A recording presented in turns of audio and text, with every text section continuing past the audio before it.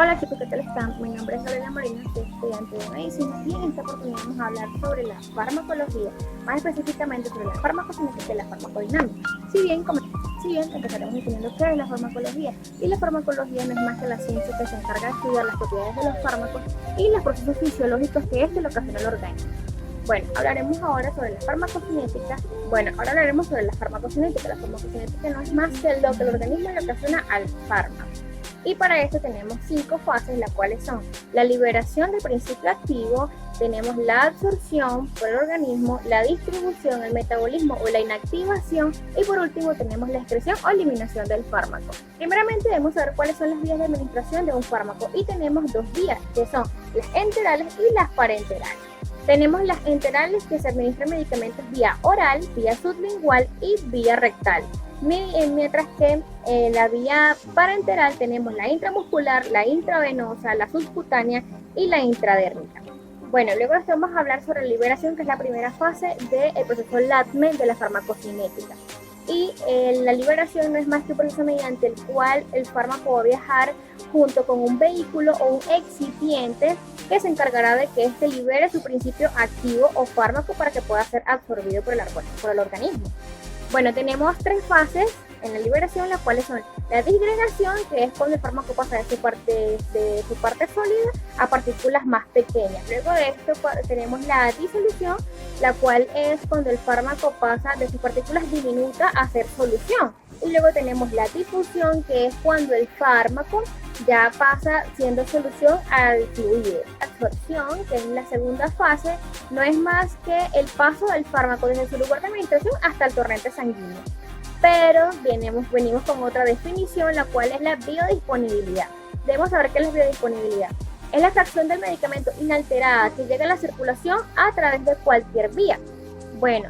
¿Por qué es importante la biodisponibilidad? La biodisponibilidad es importante porque no el 100% del fármaco que entra en el organismo va a llegar a la célula y va a cumplir su función, sino que ¿qué pasa? Si yo administro un medicamento vía oral, este fármaco va a pasar al estómago y allí los jugos gástricos los van a configurar y lo van a alterar. Luego este va a pasar al hígado y igualmente el hígado también lo va a configurar y lo va a alterar. Eso quiere decir que solamente del 100% de fármaco que yo administre, solo el 50% va a funcionar. También tenemos que tener en cuenta que tenemos que son en transporte activo y transporte pasivo.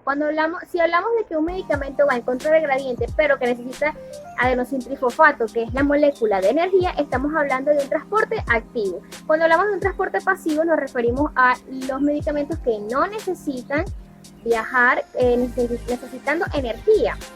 Pero entonces la pasiva se divide en 2, las cuales son la difusión pasiva, y la difusión pasiva no es más que los medicamentos que pasan libremente el torrente sanguíneo cuando son hidrosolubles o liposolubles. Y tenemos también el transporte facilitado, que es cuando los medicamentos viajan con una proteína para que puedan llegar al torrente sanguíneo. Factores que influyen en la absorción de un medicamento. Estos son la vía de administración, porque dependiendo de la vía de administración, mayor o menor va a ser la absorción del fármaco. Luego tenemos la concentración, porque mayor sea la concentración que llegue a la célula del fármaco, mayor va a ser la absorción y mayor va a ser el resultado que nos da el fármaco. La circulación, porque a mayor perfusión del medicamento, mayor será la absorción. Luego tendremos la superficie, porque a mayor sea el contacto con la superficie, mayor va a ser la absorción del fármaco. Y finalmente tenemos la solubilidad. ¿Por qué? Porque diferentemente, si un fármaco sea oleoso o acuoso, mayor va a ser la absorción. Mayor va a ser la absorción en un medicamento acuoso a uno oleoso. La distribución, que no es más que el proceso del fármaco mediante el cual este se distribuye desde que pasa el torrente sanguíneo luego a los órganos diana. Tenemos que luego de esto, la distribución tiene 2 fases, la cual la primera es la inmediata o la inicial, que es cuando el medicamento pasa a los órganos más profundidos, los cuales son el cerebro, el corazón, el hígado y los riñones. Y también tenemos inmediata o la tardía, que es cuando luego se nutren los otros órganos del medicamento absorbido. Un dato muy importante por aportar es que los fármacos no viajan solos, sino que van unidos a proteínas. Los fármacos que viajan juntos con globulinas ácidas son fármacos. Los fármacos que se unen a las globulinas son fármacos básicos, y los fármacos que viajan junto con la albúmina son fármacos que son ácidos.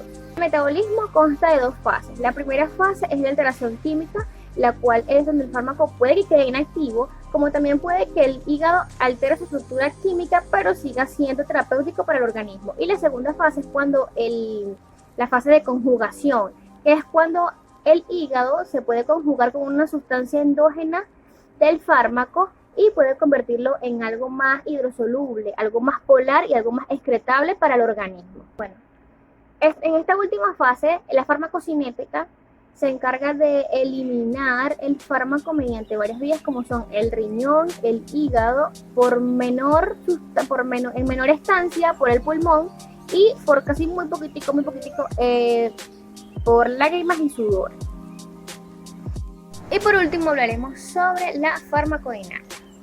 Y si bien la farmacodinamia estudia las acciones y las consecuencias de los fármacos, tiene como objetivo molecular, ¿sí?, la interacción a nivel molecular y las consecuencias de dichas interacciones. Recordemos quedarnos en casa, recordemos lavarnos muy bien las manos, no tener contacto con nuestros ojos, ni nariz, ni boca si salimos de algún lugar. Recordemos cuidar a nuestra población en riesgo, que son los adultos mayores, que son los más afectados en esta pandemia. Y mientras que nos quedemos en casa nada nos va a pasar, todos estaremos bien. Esperemos que todo esto, esperemos que salgamos adelante.